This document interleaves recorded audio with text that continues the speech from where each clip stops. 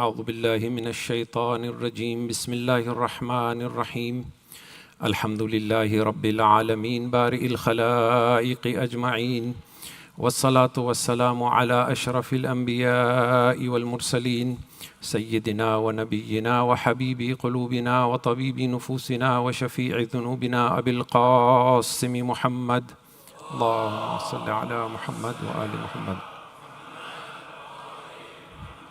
ثم الصلاة والسلام على آل بيته الطيبين الطاهرين المظلومين الميامين المنتجبين لا سيما بقية الله في الأرضين ولعنة الله على أعدائهم أجمعين من يوم عداوتهم إلى يوم الدين أما بعد فقد قال الله تبارك وتعالى في كتابه وهو أصدق القائلين يا أيها الإنسان إنك كادح إلى ربك كدحا فملاقيه صلوات على محمد وآل محمد.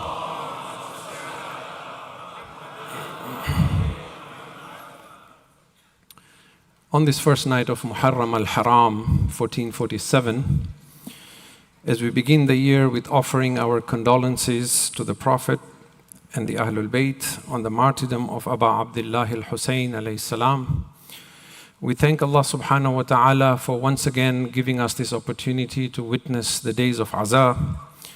We ask Him to keep our hearts attached to the wilayah of Muhammad and Ali Muhammad alayhimus salam. And we ask Allah subhanahu wa ta'ala that we leave these 12 nights having taken something significant from these majalis to improve our spiritual lives. It wasn't too long ago when most people in our society and in the world we knew believed in God. Perhaps even until 4 or 5 decades ago.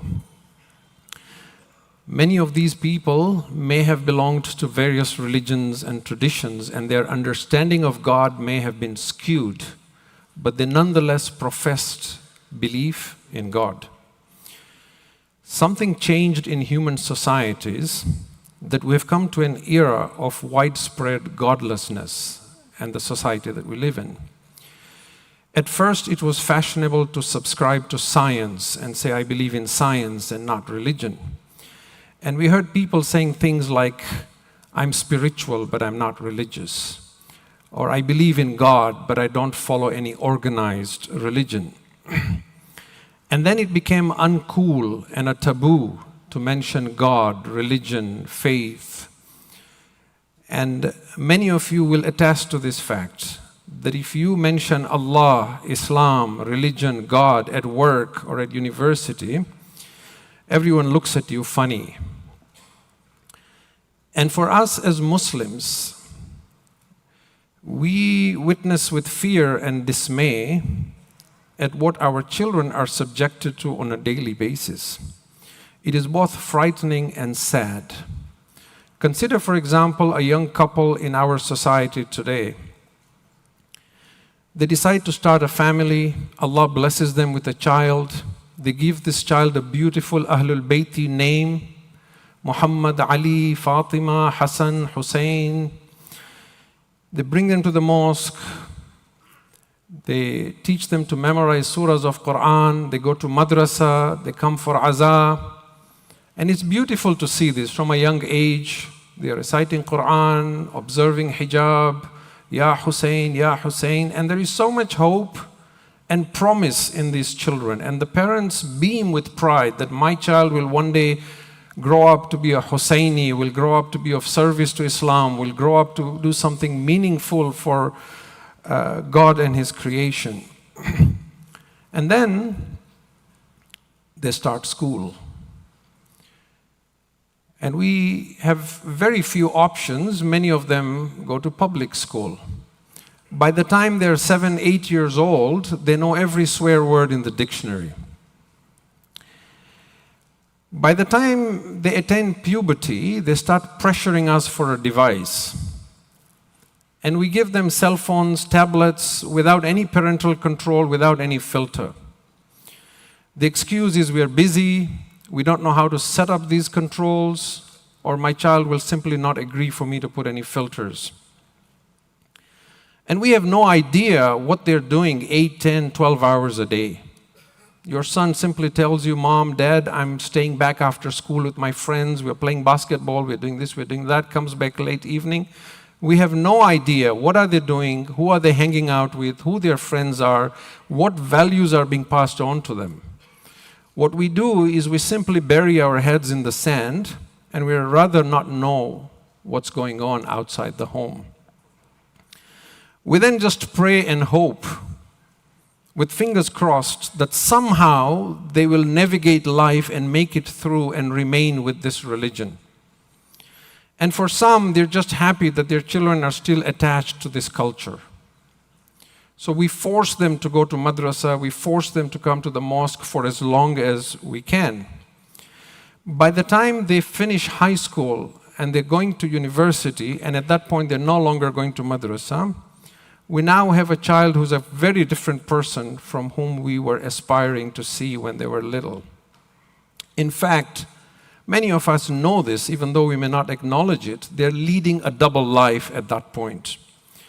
They're no longer certain about what they believe. They go to university, the biology professor teaches them, the professor teaches them Biology 101 and tells them we evolved from apes and chimpanzees, and that belief in God is unscientific and backwards.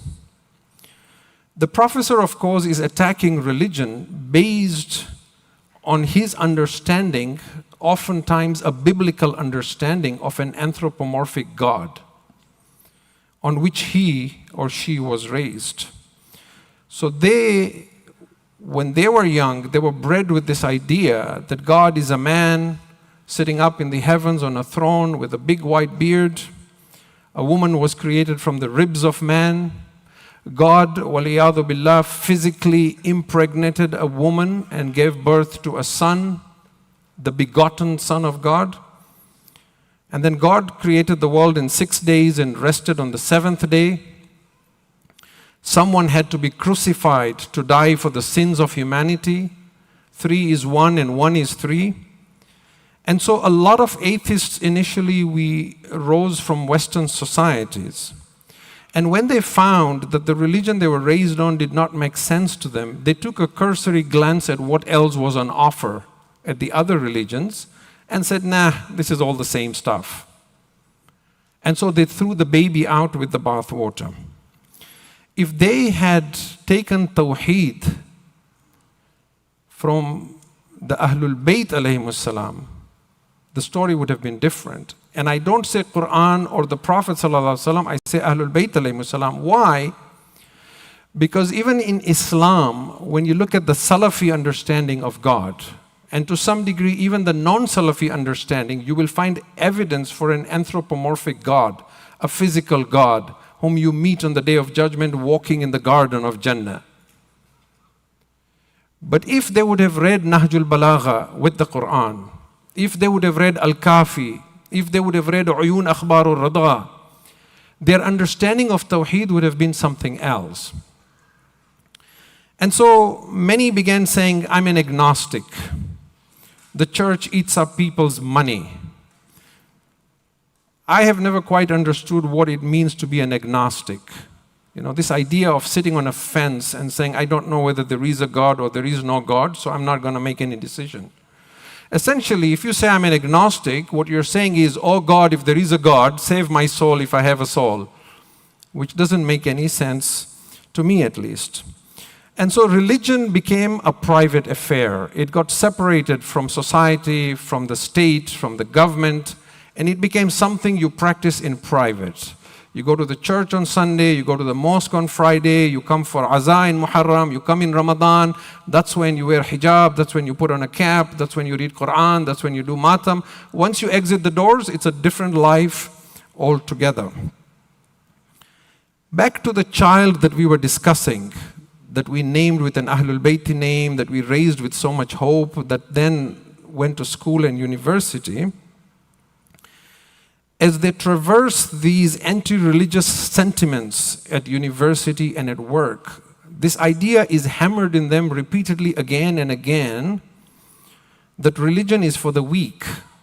The philosophy professor tells them that Karl Marx said religion is the opium of the masses. It fetters you, it weakens you.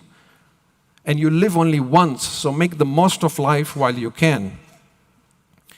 And then one day your daughter comes home and tells you, you know what, I no longer want to wear hijab. I haven't been wearing it at school, I just haven't told you. Or you find out your son doesn't in fact pray or fast at all.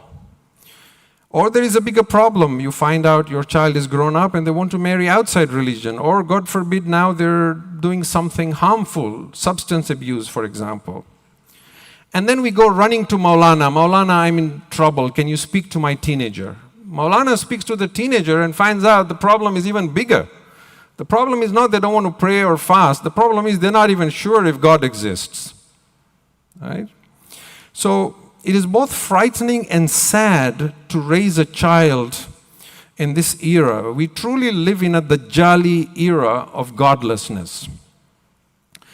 And the problem is that our integrated social media-driven world makes it virtually impossible to raise a child in a bubble. We have lost parental authority. Even if you decide, I'm going to exercise parental authority on my child, I'm going to put filters on their devices, I'm going to make sure they pray Salatul Jamaat at home, I'm going to make sure they go to an Islamic school, I'm going to make sure I homeschool them. When they step out into the neighborhood, they're playing with kids on the street. Most of the kids on the street, there is no parental authority. So now you're trying to raise the whole neighborhood's kid. It becomes an impossible task. Every force out there is acting to influence your child and raise them the way it benefits them. And so we watch helplessly as our children slip out of our fingers. It is frightening, the world that we are building for our children and the future that we have for them. And to be quite honest, inasmuch as Islam encourages us to have children, تَنَاكَحُوا وَتَنَاصُرُوا تَكْثُرُوا فَإِنِّي أُبَاهِي بِكُمْ يَوْمَ الْأُمَمِ. The Prophet said, multiply, I will be proud of you as an ummah. As much as that is true, I would not blame a couple if they decided not to have a child, with the thought that it's better not to have a child than to have a child that you lose to the vices of society. Our topic this Muharram is finding God. Tonight and tomorrow night, I want to talk about the pitfalls of living a godless life and being ashamed to stand up and be identified as a Muslim, and of openly being able to proclaim that you believe in a creator. I want to prove to you why a life without God has no purpose. As the night progresses, we want to talk about how we go about finding God. At first, we'll talk about how we find God individually. And we're going to follow a three-step process. This three-step process is step one, increase our ma'rifah of Allah. Who is Allah? Who is the Lord we are worshipping? And then use that ma'rifah to enhance our obedience and worship of Him. Add quality to our salat. Add quality to our sawm. And thereafter, let that new ma'rifah and that enhanced worship seep into our life and influence our worldview and our values. After that, in the later nights, we'll then talk about how we find God as a community. And towards the last nights, I want to talk about the end of times, the signs that we hear of about the coming apocalypse, Dajjal and the return of the Imam and all the trials and tribulations awaiting humanity. Even in those trials and tribulations, there is an opportunity for us as a species, as human beings, to find God. And how that is also planned towards humanity finding God. This first step of finding God through increased ma'rifah is very important. And the reason it is important is because a lot of times we turn away from religion, and our youths as well turn away from God, because we don't know who we are worshipping and who we are supplicating to. Some of us, with all due respect, have been worshipping God for 50, 60, 70 years. But we have no idea what Sami Allahu liman hamida means. What does bihawlillah wa quwwati aqum wa quwwat means? What is the difference between Subhana Rabbi al-Azimi wa bihamdi and Subhana Rabbi al-Ala wa bihamdi? No idea, and no curiosity to ask. But then we are surprised, why are my prayers not answered? Prayers are not going to be answered when God hears them, because He hears them even before you pray. Prayers are answered when we speak from the heart and connect with Him, and then draw that spiritual energy that works as an antidote to our problems. Whenever we are afflicted, if we have a problem finding a job, if we don't have a child, if we lose a child, if we are sick, if we lose a loved one, we ask, why did Allah do this to me? I don't mean to say that God does not answer our prayers because we're not interested in Him, or that He will only answer us if we ask Him and we supplicate Him. What I mean to say is that in order for us to get a response from Allah subhanahu wa ta'ala, we need to connect to Him. So, in as much as He is constantly connected to us, if we don't know Him, then we are unplugged from Him. A fact that many of us may not realize is that Allah speaks to each and every one of us individually. Allah does not just speak to the Anbiya and the Mursaleen. They receive wahi, but He speaks to each and every one of us individually as well. But for that to happen, we need to first bring silence into our presence and our being. The chatter in the mind needs to stop. Once we have the tranquility and the presence of heart and the sincerity, and we connect, then if you ask a question from your heart, Allah will reply you and you will hear the answer in your heart. But there is a question, how do I know the reply I heard in my heart is really from Allah or it's from my imagination? Now that will depend on whether I know who I'm calling out to. If the God I worship is some physical being sitting on a throne with a big white beard up in the heavens, or I have some very vague abstract idea of God, there's something out there, kind of a blobby, presence of God, then the response from my heart will also be imaginary and blobby, right? The more my ma'rifah increases, the more certain I will be that the response I'm hearing within my heart is from Allah subhanahu wa ta'ala. A man asked Imam Ja'far as-Sadiq salawatullahi wa salamu alayhi, Ma salli ala Muhammad wa ali Muhammad. Why doesn't Allah answer my prayers? And the Imam very candidly told him, He does not answer you because you don't know who you're calling out to. You don't know who you're praying to. Now, this is not the only reason why prayers are not answered. There are many, many other reasons, but it certainly suggests what I have been alluding to, that to find answers, we need to connect to Allah subhanahu wa ta'ala and then draw a response from Him through that spiritual energy. Finding God will mean different things to different people over these 12 nights. There are some individuals who, bihamdillah, find themselves already practicing all the wajibat, keeping away from all the muharramat. To them, finding God is a mystical experience. They're looking for something more philosophical, more spiritual, a higher ma'rifah of Allah. They're thinking sayr and suluk, spiritual wayfaring, journeying towards Allah subhanahu wa ta'ala. And there are some for whom finding God is more a social need. How do we as a family, as a community, insulate ourselves and our children from materialism and from the vices of society and the godlessness around us, so that we remain firm on this faith until we die, or until inshallah the Imam returns and establishes justice on the earth. Regardless of what we hope to get out of this and what level we are seeking to find God, this three-step process that I mentioned earlier will work. But it is cyclical. In other words, it doesn't mean we first acquire ma'rifat of Allah and then we are done. And then we improve our worship and then we are done. And then now our worldview changes. Rather, it goes around. We increase in ma'rifah, it enhances our worship, our values change, our worldview change, and then we seek higher ma'rifah. Then our worship becomes even better. Then our worldview becomes better and more perfect. Then again we gain higher ma'rifah. And so it will keep going like that. Let us begin first by talking about atheism tonight and tomorrow night. Why? Because the ulama of akhlaq will tell you that when you decide to find God, when you decide to journey towards Him, the first step is called azm or irada, determination or intention. This intention, determination is your fuel that drives you towards seeking God. And the way I intend to help myself first and then you in finding God is by saying, let us first understand the pitfalls of living a godless life. Let us feel the pain of what our lives are today, not having Allah front and center. When that pain becomes reality over these 2 nights, inshallah, that will serve as the impetus, the zeal, the fuel for us to then say, now I really want to find Allah subhanahu wa ta'ala.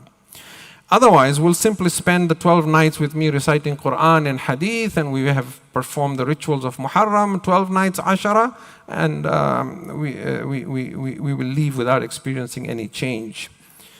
This is what the sacrifice of Imam al-Hussein alayhi salam was all about, isn't it? We often say the Majlis of Hussein is a university, which is true, but it's not a university which is just theoretical. It is a practical university where we rise from Muharram and Safar with a change in ourselves. Now, atheism always existed in the past. Even in the days of the Prophet ﷺ and the Imams ﷺ, it existed. There are many, many debates that you will find in the books of Hadith. And the Imams would respond to these atheists depending on their level of understanding and their intention, whether they were being cynical, whether they were being sincere, whether they were learned. And there are many that I will not go into in the interest of time. But you've heard examples of, for example, a man who comes to Imam Sadiq alayhi salam and tells him, look at what your prophet has done with you and how he took you guys for a ride. Look at the Kaaba, it's just a cube, it's just bricks and cement. And he's got you guys wearing 2 pieces of towel and just going around it like a camel. What's the purpose of this tawaf? And the Imam answers him in a manner that absolutely silences and floors him. But then there is the man who is not very learned, and he asks the Imam, I want to know God. How do I know God exists? And the Imam says, what is your profession? And he says, I'm a fisherman. And he says, have you ever been out in the sea and caught in a storm? So these are examples and stories that you have heard of time and time again. The difference between the atheism now and then was that before it came either from an intellectual pursuit or it came out of ignorance. It came from the fact that when Islam removed idolatry, there were people who were still trying to reconcile the idea of a creator who is not accessible to sense perception, but is still infinite and limitless. And in the early days of religion, you will see that the scientists were deeply devout, even in Christianity.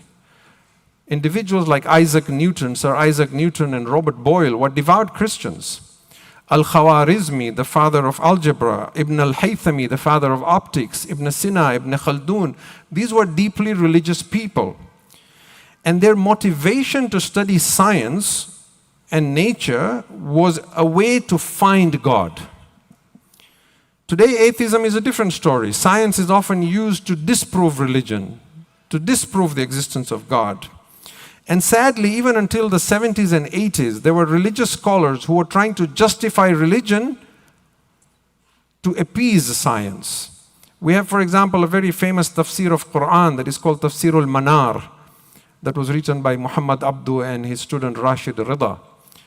They wrote the tafsir, and everywhere that the Quran mentions a miracle, they tried to use science to justify and explain that miracle, to a point where at times it is ridiculous. And Allama Tabatabai, a lot of his opposition to this idea of trying to justify everything in religion through science is based on responding to this tafsir. So it should have been the reverse, that religion should have proven whether science is true or not. Now, I have a theory as to why we are seeing widespread godlessness or the absence of God in our society today. And it's not because of science or atheism as we have discussed thus far. But I want to bring that up tomorrow night, inshallah. For now, I just want to discuss a few more things for the benefit of our youths who sometimes are still enamored by science. A lot of times the opposition to the belief in God is, where is the scientific proof? If I can't prove it in a lab, then I'm not going to believe in God. I need empirical proof. I must be able to see it, smell it, taste it, touch it, feel it. My mind must understand it. So the idea is that I have some input devices, my ears, my eyes, my nose, my skin. These input information into my brain, and that processes that information. And with these limited senses, I must understand and prove everything. Otherwise, it doesn't exist. Now, we must ask ourselves, how good and reliable are these sensory perceptions? We know that animals have better sensory perception than we do. Dogs can hear and smell things that humans cannot. And almost every sensory perception you possess, there are animals who have better sensory perception than we do as humans. A few months ago, someone shared a screenshot with me from an article on NASA's website. And I quote, it said, humans can see frequencies from 430 to 790 terahertz and perceive sound from 20 hertz to 20 kilohertz. These ranges are just a tiny portion of the entire spectrum of sound and light, meaning much of what exists is entirely invisible to us. And I thought, well, that's interesting. In the world of AI, let's find out some more. And so, long live ChatGPT, I began asking questions. I said, what percentage of the sound spectrum can humans hear? Quantify it for me. And you can try doing the same. And the answer I got is humans can hear about 20 hertz to 20 kilohertz of the sound spectrum, which is a wide range of sounds from low rumblings to high-pitched tones. Sonic waves in the air, however, range from 0 to 5 gigahertz or 5 billion hertz. So I then pulled out my calculator and did some math there. This means that we can hear 0.0004% of the sound that is around us. We cannot hear 99.9996% of the sound around us. And in defense of my sisters, if you're a married man, you can hear even less, isn't it? So then I said, what percentage of the light spectrum can humans see? And the answer, humans can see 0.0035% of the electromagnetic spectrum, which is the visible light. We're not even talking of the invisible light, the visible light. So we cannot see 99.9965% of the visible light spectrum. But we are still arguing for empirical proof. And God is not a physical entity in the teaching of the Ahlul Bayt. But you talk about the human soul, nah, doesn't exist. You talk about angels and demons, nah, doesn't exist. You see the hubris, despite the limitations of our physical structure. And then you have the Big Bang Theory, right? It doesn't matter how you slice it. How did the Big Bang start? Or what is called the singularity? Is it sensible to believe that something created came into existence on its own out of nothing? That consciousness first arose out of unconsciousness? Or is it more sensible to believe that there was a first cause that was not created, but we cannot understand its essence and how it came to exist? Okay? And Allah subhanahu wa ta'ala makes this argument in one short verse. He ends this debate. In Surah At-Tur, chapter 52, verse 35. أَمْ خُلِقُوا مِنْ غَيْرِ شَيْءٍ أَمْ هُمُ الْخَالِقُونَ. Or were they created from nothing, or are they themselves the creators? Finish. End of debate. Answer this verse. Am khuliqu min ghayri shay'in. Are you telling me you were created from nothing? Am humul khaliqun. Did you create yourselves? If not, then what is this? It started and one day we'll find out there was a mass, but we don't know where it came from. We're not debating there was a mass. Yes, even the Quran says, do they not see that the whole universe was one, kana ratqan fafataqnahu, then we exploded it. So the Quran can support the Big Bang Theory, but where did that mass come from?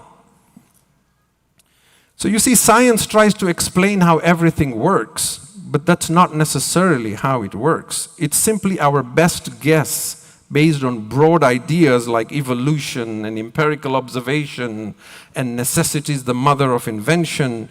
You take simple ideas like why do human beings have a sense of humor based on evolution? Why?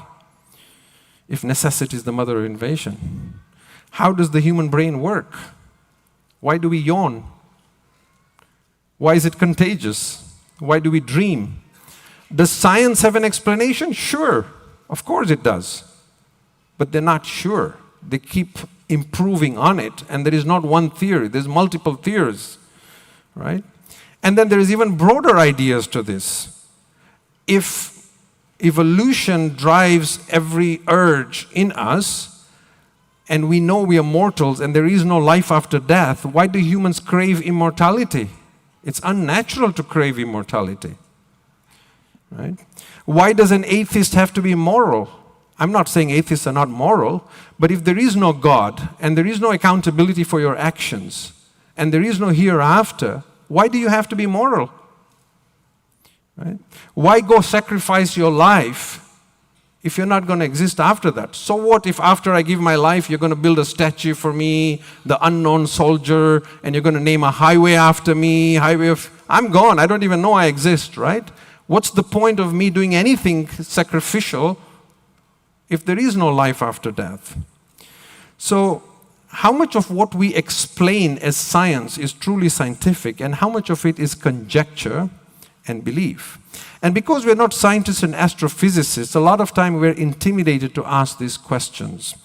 But those who work with science, if they have an iota of humility, they will tell you science is constantly progressing and we are still discovering.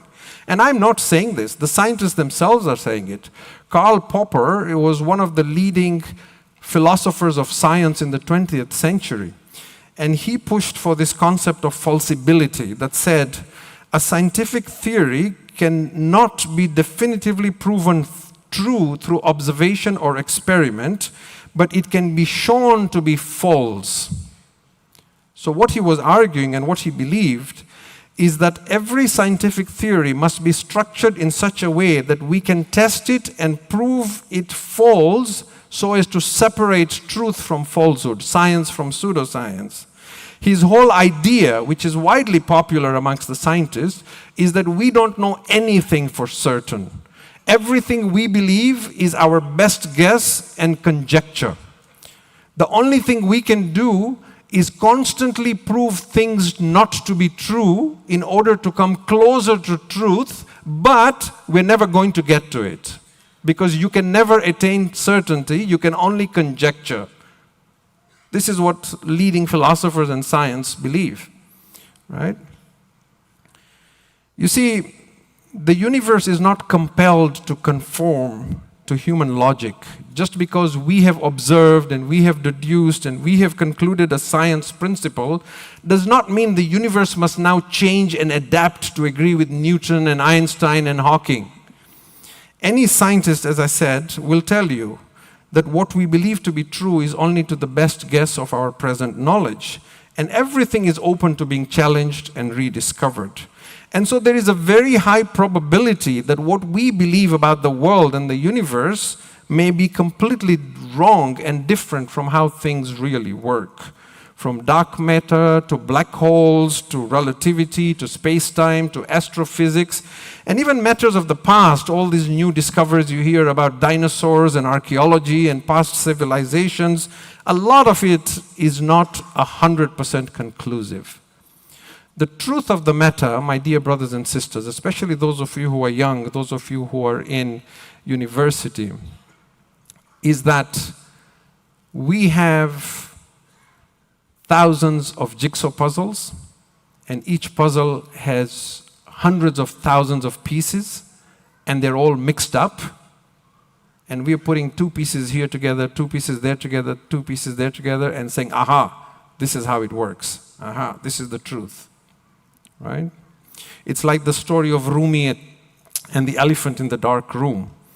And the Quran says precisely this. Now, there was a lot more I wanted to say here tonight, but we are running out of time. So I'm going to stop at this here. But essentially, what I want to say is This idea that everything came about over millions of years by accident, and they keep throwing out millions and millions and millions of years as if adding a few more millions makes it possible.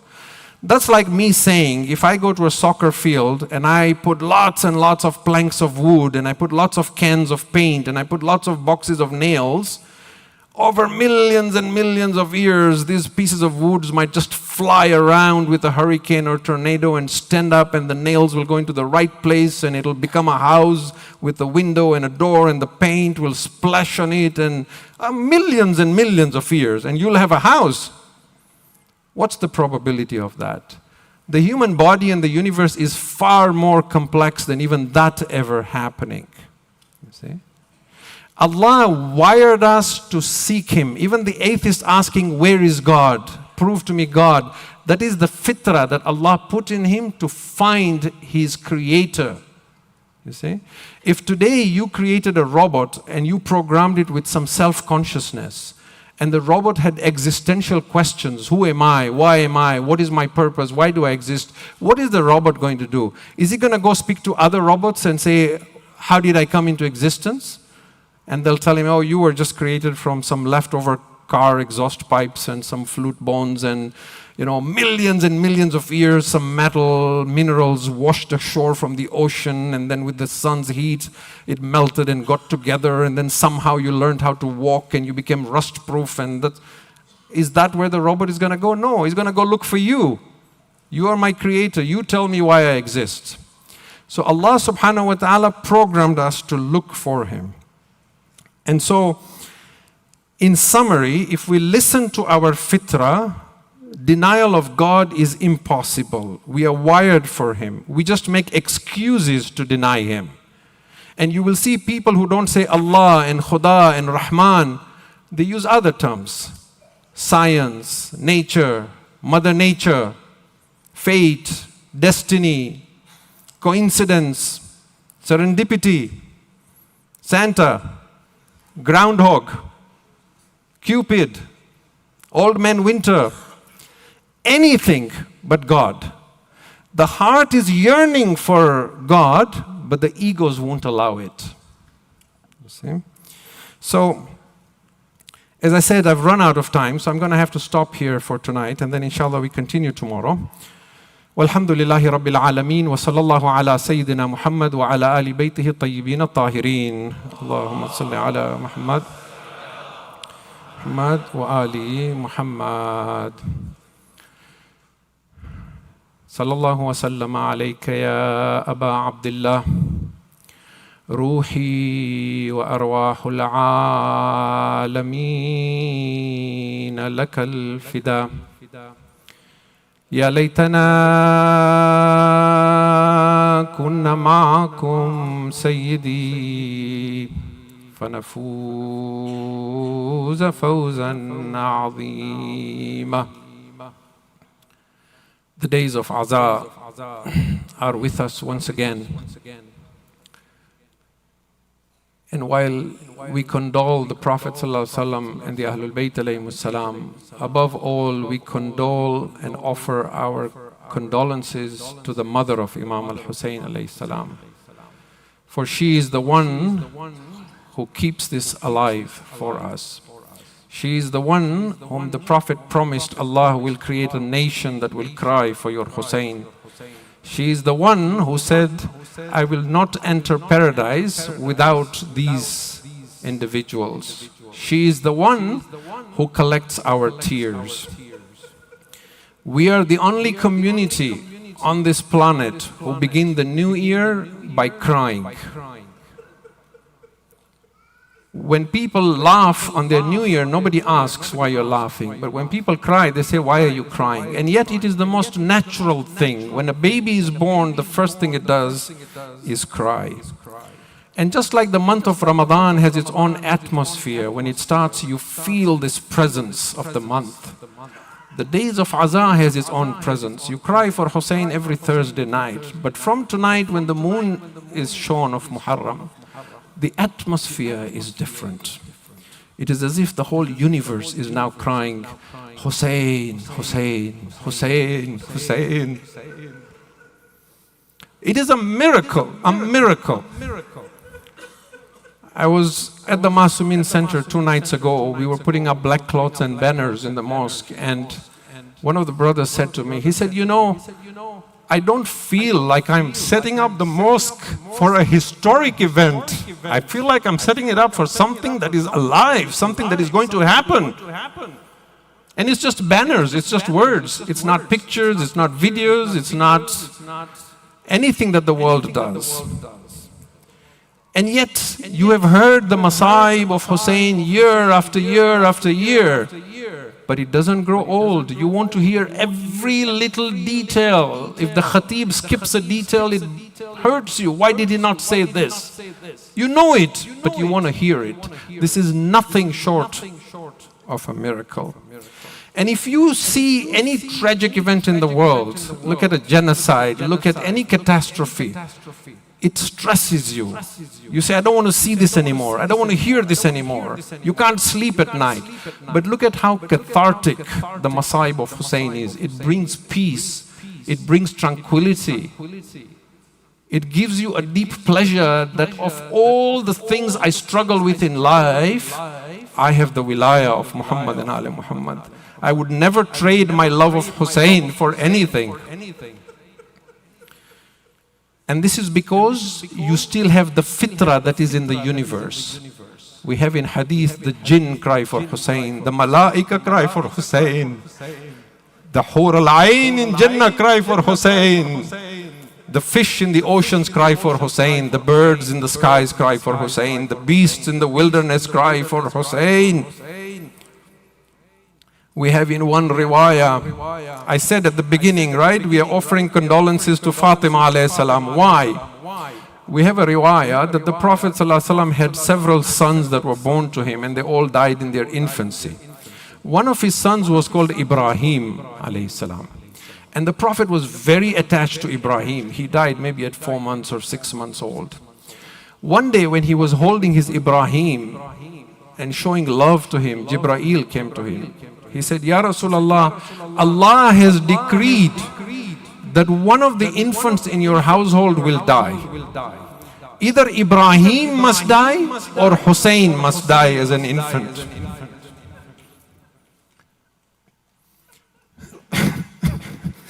The Prophet looked at his Ibrahim. He does not want to let go of him. Then he said, Oh Jibreel, if I have to let go of one, let Ibrahim die, but not Hussein. Now Jibreel asked, Ya Rasulullah, why? Why would you let your son die and not your grandson? Now listen to the reply of Rasulullah. This is in the riwayah. He says, Oh Jibreel, because if Ibrahim dies, it will hurt me. But if Hussein dies, it will hurt Fatima. And I cannot see Fatima being hurt.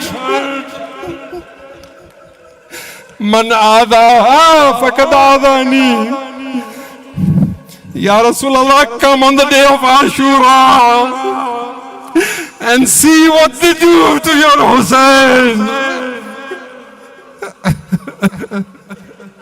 Ajrukum ala Allah. The departure of Hussein from Medina starts in the month of Rajab, when Muawiyah dies and Walid bin Utbah calls Hussein to take bay'ah from him. In the middle of the night, Aba Abdullah knows what has happened. He calls the youth of Banu Hashim, Abbas, Ali al-Akbar, Qasim, come with me. He goes to the darbar of the Zalim.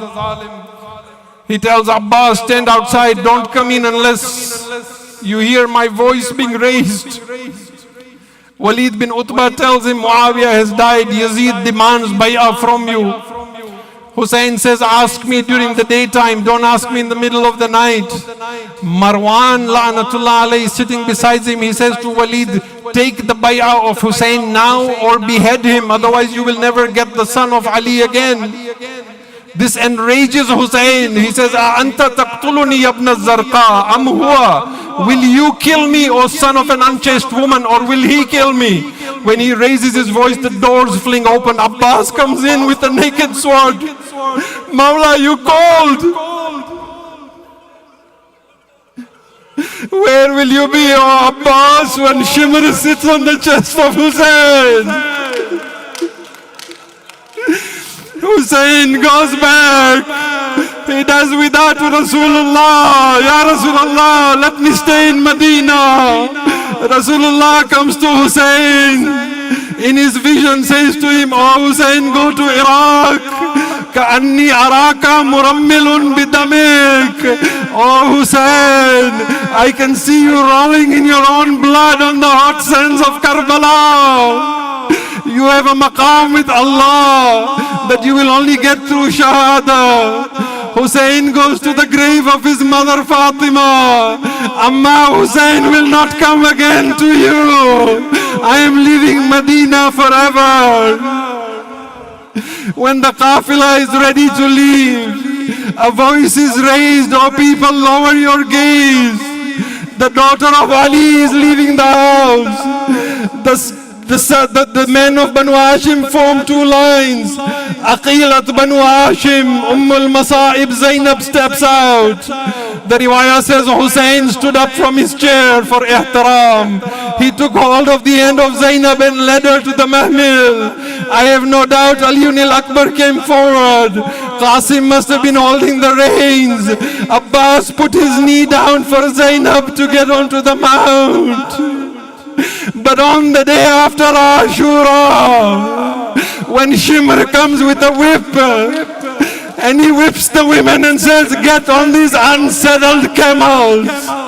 And Zainab and Kulthum say to Shimr, "Stand aside, we will get the women on the camel." When everyone has been mounted, Zainab will be left alone. She will turn to Furat. Abbas, wa Husayna, wa Madluma, wa Ghariba. Ma tame Hussein.